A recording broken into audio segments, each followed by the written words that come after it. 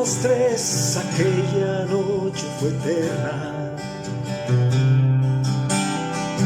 1, 2, 3, las siguientes fueron su extensión. Pero la de hoy es la condena.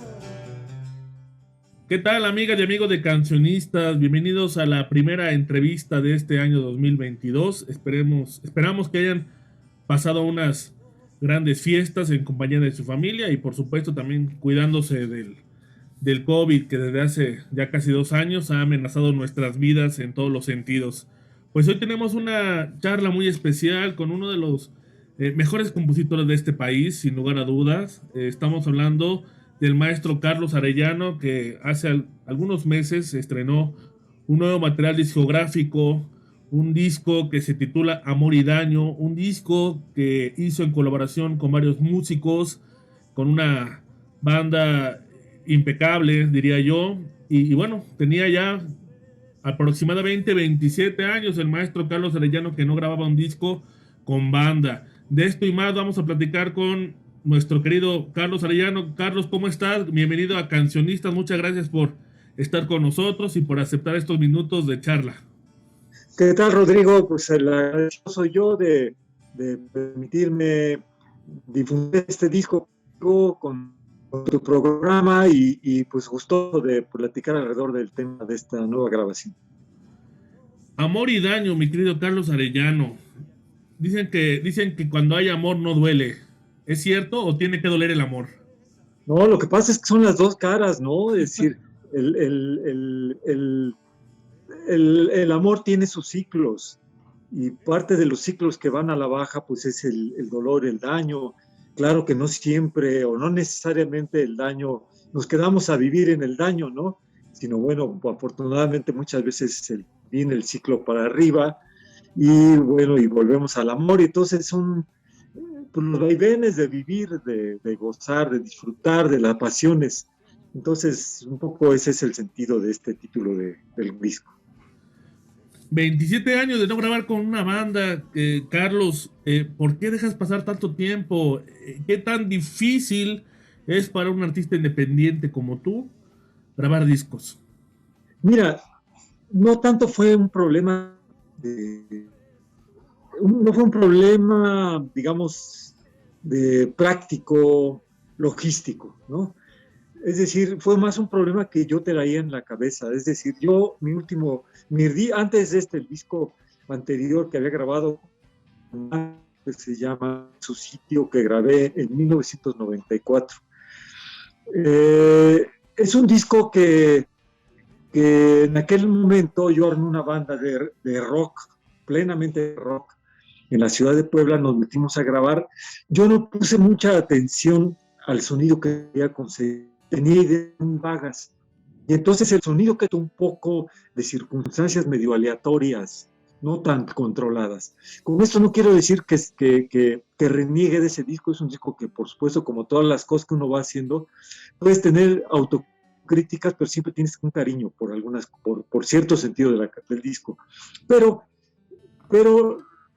conforme fueron pasando los años, yo estuve pensando en conseguir un disco en donde yo pudiera tener ahora sí control absoluto y que sonara con con las nuevas ideas que yo había ido acumulando durante los años. Esa era una parte que necesitaba afianzar, por un lado. Por otro, eh, temía mucho entrar a un estudio donde no tuviera suficiente control en términos de dirección artística, ¿no?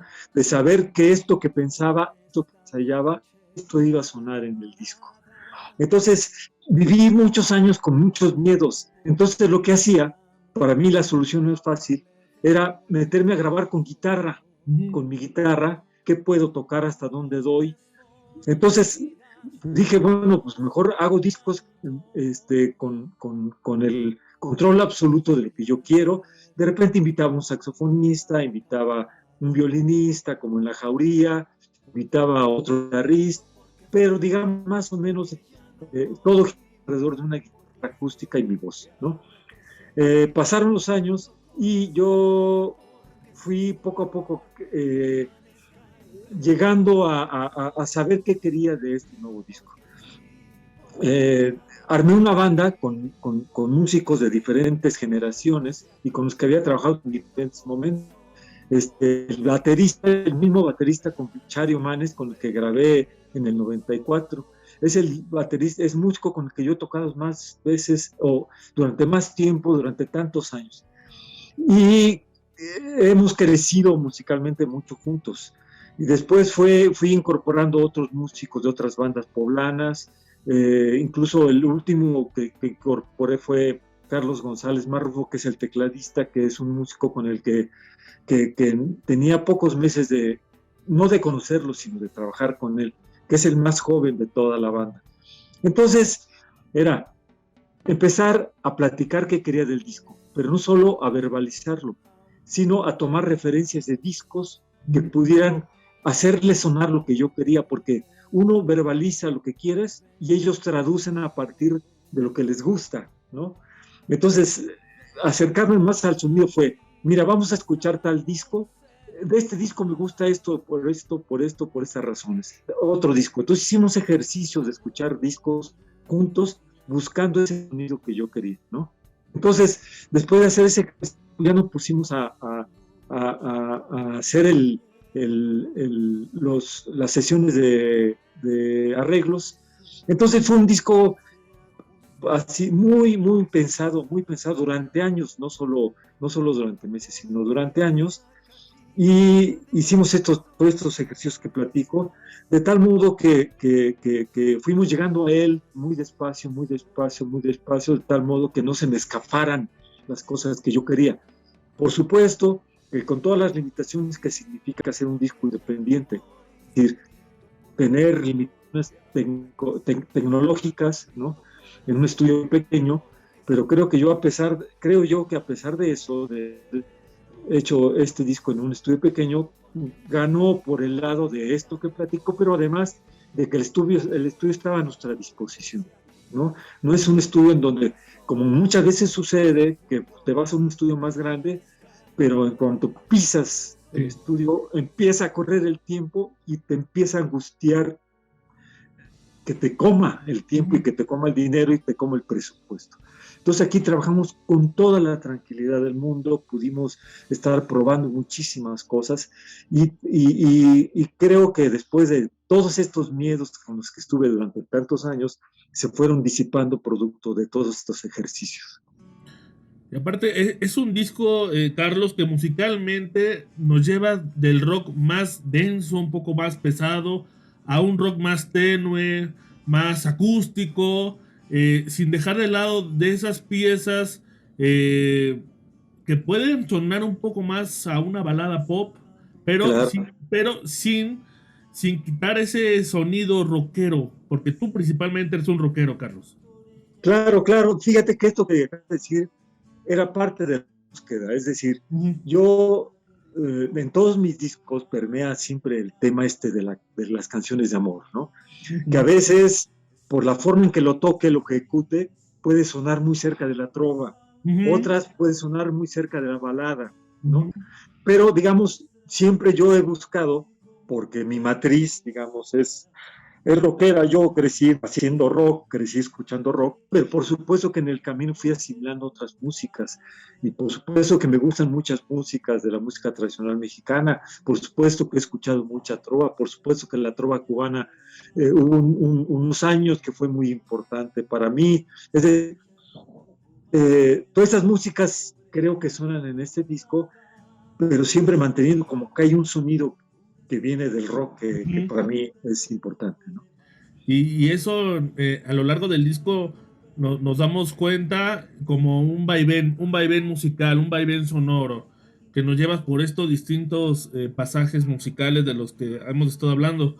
Eh, ¿En qué momento Carlos Arellano se da cuenta de que la palabra es tan importante, que hay que decir, que es tan importante cómo decir las cosas? Tenemos una música, un sonido que es el rock, que es lo que hemos estado platicando. Pero la palabra, Carlos, ¿en qué momento te das cuenta que es tan importante decir cómo decir las cosas? Pues mira, tiene que ver mucho cómo fui creciendo, digamos, en la parte no solo musical, sino también en la parte, digamos, literaria. Yo he tenido la fortuna de tener a mi lado, digamos, dos tutores literarios. El primero es mi hermano Víctor. Mi hermano Víctor es 2 años mayor que yo, entonces somos 6 hermanos. Entonces es el más cercano y con él crecí. Con él habitamos la misma cámara durante muchísimos años, nuestra niñez y nuestra adolescencia. Y entonces mi hermano adquirió el hábito de la lectura con amigos con los que fue construyendo la calle, porque nosotros no venimos de una familia lectora, ¿no? Y entonces en la casa no había biblioteca, ¿no? Y entonces nuestra habitación que compartíamos se empezó a convertir en la biblioteca de la casa porque mi hermano llevaba libros. Y entonces, pues yo tenía libros, mi hermano me acercaba a los libros, me decía, ahora léete este, ahora léete el otro. Entonces se convirtió en mi tutor. Él actualmente es escritor, ¿no? Es narrador, tiene varios libros de cuentos publicados aquí en Puebla.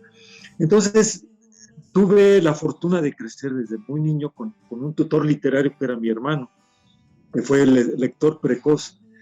Después, con los años, empezamos a tener amigos, a muchos amigos, y entre ellos un amigo, un escritor poblano que murió en el 2005, que se llama Alejandro Meneses, con un escritor muy conocido en la ciudad de Puebla, un cuentista, un narrador también, que se convirtió en el 82, cuando yo lo conocí, como en mi segundo tutor literario, pero él me hizo descubrir otras cosas que yo desconocía, y con él empecé a hacer canciones desde el 82.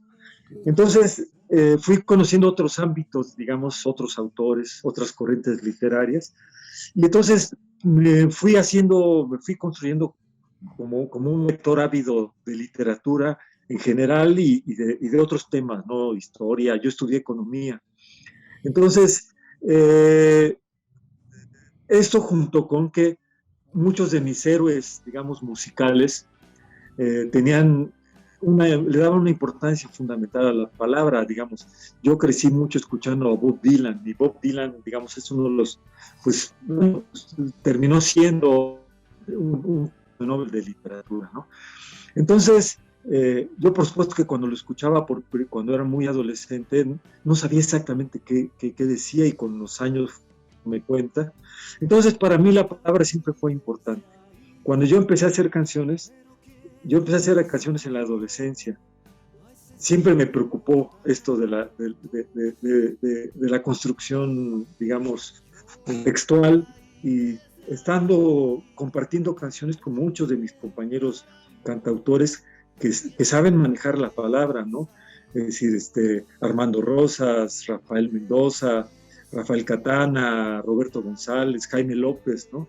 Una serie de compañeros que somos más o menos de la misma generación, que compartimos, entre muchas cosas, la preocupación por la palabra en la canción, ¿no? Entonces, digamos que sí es parte fundamental, creo yo, en mi trabajo. Y en cada disco que has sacado, Carlos, nos damos cuenta de esa rigurosidad, de que la palabra y cómo decir las cosas en una canción de amor, que hay muchas canciones que tienen de amor muy bellas, cómo es que el buen manejo de la palabra hace un texto hermoso, artístico, y creo que el contenido es lo que muchos de tus seguidores apuestan al escuchar tu obra, Carlos. Y en este disco justamente dedicas un tema a Katana, ¿no? Es un tema que también lo has difundido en tus redes sociales para que la gente lo escuche. ¿Qué tanto ha significado Rafael Catana en tu vida personal y como colega? Mira, yo en el 87 publico un primer disco, Máquinas Domésticas. Uh-huh. Es decir, yo antes iba a la Ciudad de México a comprar discos, iba al Chopo a comprar cassettes, así conseguí, por ejemplo, el de Urban Historias de Rodrigo González y muchas cosas. Pero yo iba nada más a curiosear, iba a tocar. Por supuesto que una de las primeras presentaciones, o la primera que hice, fue la presentación de este disco. Y hay dos compositores que digamos que me arropan a mi llegada a la Ciudad de México. Uno es Fausto Arreyín, y otro es Rafael Catán. De los dos son los que me suman, digamos, a los rupestres, ¿no? Que en ese momento ya había muerto Rodrigo González, y me suman y a sus conciertos que iban organizando. Rafael Catana vivía en aquellos tiempos en una calle, por Avenida Chapultepec, en la calle de Guadalajara, y su casa se convirtió como en mi casa. Cada que iba a la Ciudad de México yo me quedaba en su casa. Empezaba, cuando cada que quedaba en su casa, revisaba sus discos. Y siempre le decía a Rafael, oye, parece que estoy en mi casa revisando mis discos, porque coincidimos en muchísimos discos sin habernos conocido antes. Había autores, discos, que nos eran muy importantes, a él por su lado y a mí por otro lado, ¿no? Había muchas afinidades. Entonces se convirtió él con otros amigos en una referencia importante para mí. Me invita, yo voy en el camión rumbo a la Ciudad de México, de Puebla a México, y me fui escribiendo un texto. Yo todavía no sabía de qué se trataba el disco no lo conocía, no sabía por qué se llamaba Caballo ni nada. Entonces yo intenté hacer un texto para decirlo durante la presentación. Entonces fue un texto de imaginación, un texto en que yo me imaginé cosas sin haber tenido ninguna referencia de su disco en qué trataba. Ese texto, a los meses después de que lo escribí, lo musicalicé y quedó esta canción. Entonces, es una canción que tiene muchas referencias con respecto a Catana. Tiene muchas referencias con muchos temas que les son importantes, como los trenes, como la frontera. Hay muchos guiños comunes. Es decir, si tú me dijeras o me preguntaras de qué trata la canción, no hay una línea, digamos, argumental. Hay un cariño que flota en la canción, en donde hay digamos, imágenes producto de la ficción, de la imaginación, y pues quise grabar como un, digamos, como un gesto de admiración, cariño a uno de los muchos compositores que admiro en la Ciudad de México. Y vemos que afortunadamente este disco, Amor y Daño, desde que lo lanzaste hace 3 meses y cachito, has estado muy movido con este disco, como con ningún otro que yo recuerde de Carlos Arellano. Has estado muy movido en ciudad, ya tocaste en Los Pinos, tocaste en alguna alcaldía aquí en la Ciudad de México. Cuéntanos qué más sigue para este disco Amor y Daño, que creo que reúne así que todas las influencias. Creo que es tu disco más completo literariamente, musicalmente, me parece. Sí, mira, por supuesto que ahorita estoy preparando presentaciones, estoy haciendo un esfuerzo, porque tú bien sabes que hacer estos trabajos desde la independencia y presentarlos es una labor bastante pesada y complicada. Y sé que en ocasiones tendré que hacer las presentaciones yo solo, y en algunas haré el esfuerzo por hacer presentaciones con el grupo. Entonces ahora estoy en eso, estoy agendando ya presentaciones para este primer semestre en diferentes ciudades. Repito, buscando en la mayor número de tocadas que puede hacer con grupo. Estoy ahorita precisamente viendo esta posibilidad de hacer una presentación un poco más grande en la Ciudad de México. Estoy viendo opciones para hacerla con el grupo en un teatro más grande. Estoy viendo hacer una presentación también así de teatro aquí en la ciudad de Puebla. Estoy armando la agenda y buscando estar por lo menos estos primeros 6 meses haciendo presentaciones en diferentes partes de la República. Pues te agradezco muchísimo, mi querido Carlos Arellano, esta charla con cancionistas. Te deseamos toda la suerte y el éxito del mundo para este álbum, que bien merece llegar a todos los rincones del país, y no solamente de México, sino más allá de nuestras fronteras, en donde la canción pues es muy apreciada como en España o en países como Argentina y Chile, ¿no? Eso sería un gustazo que la gente de esos países conozca y sepa quién es Carlos Arellano. Claro, no, pues te agradezco muchísimo esta oportunidad, este espacio, platicar contigo. Y bueno, ya estaremos topándonos por ahí. Muchas gracias, Rodrigo. Muchas gracias a ti, mi querido Carlos, y un agradecimiento especial a Rafael Lara de Cuando Cuentas Cantas, que es el encargado de producir este espacio. Un abrazo, Saludos a querido Rafael. Carlos. Gracias. Hasta luego. Buenas tardes. Cómprelo en tus redes sociales, ¿verdad? Sí, sí, claro. Esto es, en las plataformas también está el disco. Pues hasta pronto, mi querido Carlos. Hasta pronto. Gracias.